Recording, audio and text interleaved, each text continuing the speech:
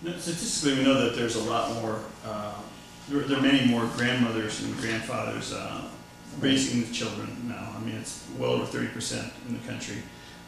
Are there any suggestions you have for people making that adjustment to try to get to understand what their grandchildren or their kids are going through in the school environment, and also helping to prepare them for a healthy learning career? I think we really are kind of disrespectful of parents in general often. One, we don't give them enough time to plan to be at meetings. We don't really send an agenda in advance to say, here's what we're going to talk about. And sometimes you just need to go to where parents are, as opposed to asking parents to come where you are. And so I think, especially if we have a number of grandparents, that one of the things that in my big plan for keeping these kids to 5th grade is parents have to agree to 3 weekends away in the school year.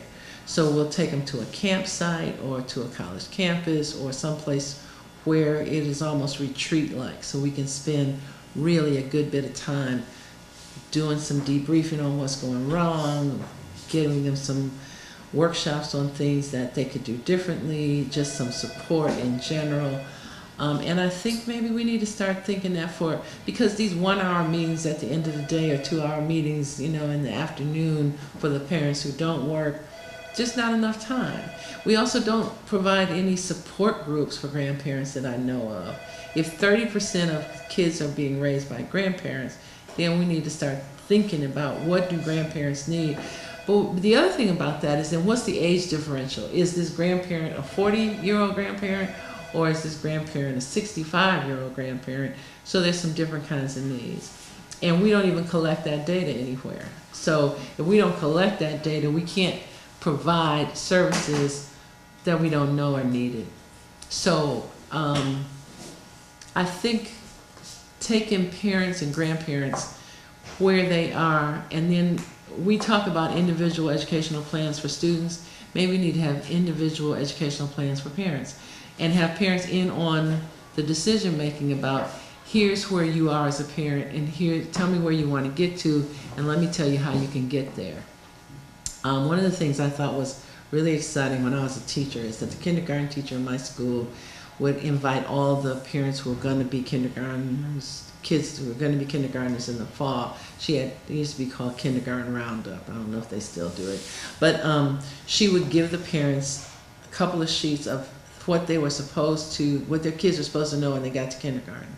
And then she would give them a couple of sheets on how they were supposed to help them learn these things. And then she would give them a daily schedule for the whole summer. So it would start in April and it would go to September.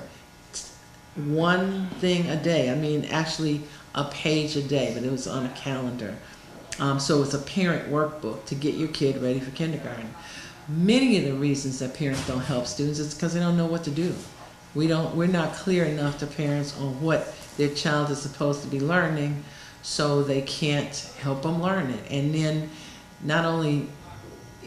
if parents don't know, then how do we help the parents?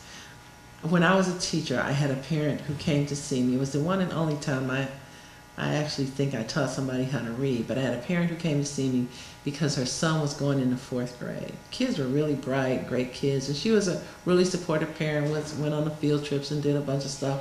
But she came to see me and said that she thought her children were getting to a point where they could read better than her. So she would come to my room 3 days a week after school, and I taught her how to read. Schools need to be that kind of open. And the reason our school was that kind of open was because the principal was that way. He set the standard. It was really a community school. Maybe too much sometimes. I know the kindergarten teachers, like a parent would come up and say, I gotta go to the doctor, can my 3-year-old stay here for a couple hours? And he would say yes. And the kindergarten teacher was like, what? But it gave them this environment so a parent felt comfortable enough coming to my room, and I was the art teacher. I wasn't the reading teacher, but her child was in my homeroom, so I had a relationship with her and her kids. We need to have that kind of relationship between schools so that parents can say, here's what I need, how can you help me get that? I'm not sure we have that. That's the only school I know of that had it. Well, we talked about the importance of, from an teacher's perspective, teaching the young person to have the desire to learn and the thirst for knowledge, but is also another important part about is learning how to communicate so that child can express themselves and communicate what they've learned. We learn how to express ourselves like 0 to 3. So if you're going to start teaching people how to talk and listen differently, then you got to do it differently. And I think one of the most powerful things is to have parent book clubs. Just getting parents in a room talking about books, especially if it's kind of like trashy novels. So you can just talk about stuff so that you're seeing how parents talk and what parents talk about. We had staff book club this year for the first time. And I know so much more about people who I've worked with for years and years from the discussion of books that were non-education related. I'm stunned that I could have known them so long, and I think you get a different kind of interaction with parents. So, you know, what we do with parents is I think we're so heavy-handed about here's what you need to do with your kids, as opposed to saying, okay, let's talk about some stuff. And then parents will kind of telegraph what they need. Then you can help them. I'm not even sure how you get kids to talk about what they're learning. Even when I go into a classroom, I want to know what was the most important thing you learned today. Because if you ask kids, what did you learn, they'll say nothing, or they'll say something really not very important. But what was the most important thing you learned today? Why was it important? How will it affect your life in 5 years? How will it affect your child's life? That's how you determine what's important. But if you don't have those anchors, then you don't get to know that. One of the things that I think we may want to use, and I'm sure I'm saying this off the cuff because I haven't really thought it through, is starting to use the technology. That every kid gets to record 1 minute of each class, and they can take it home to parents because all their phones recording. So, okay, you get to record, this is the minute we're recording. And so then they take it home and let parents listen to it, or let them look at it, or God hope you don't see it on YouTube. But why don't we use that technology? And I think more affluent districts do. I know that there are some schools where a parent can just go on the computer and watch what's going on in the classroom at any time. Why are we not having that in public schools?